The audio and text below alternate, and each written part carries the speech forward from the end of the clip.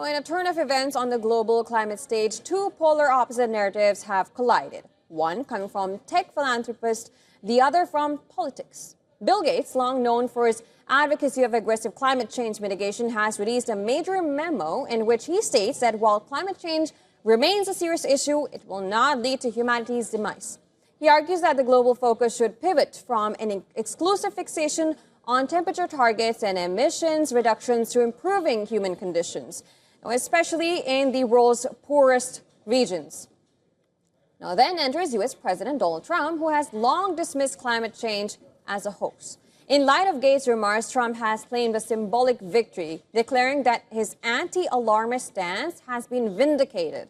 Now, Bill Gates' memo, released ahead of the upcoming COP30 climate summit, lays out three tough truths about climate policy. First, climate change will not end civilization. Second, temperatures alone is not the best barometer of progress. And third, health and prosperity are the strongest defense against climate instability. Gates writes, although climate change will have serious consequences, particularly for people in the poorest countries, it will not lead to humanity's demise. People will be able to live and thrive in most places on Earth for the foreseeable future.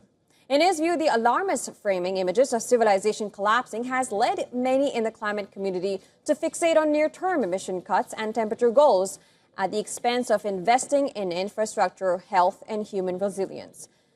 Now, Donald Trump, who responded swiftly on his platform Truth Social, he proclaimed, "We've just won the war on the climate change hoax." Bill Gates has finally admitted he was completely wrong on the issue.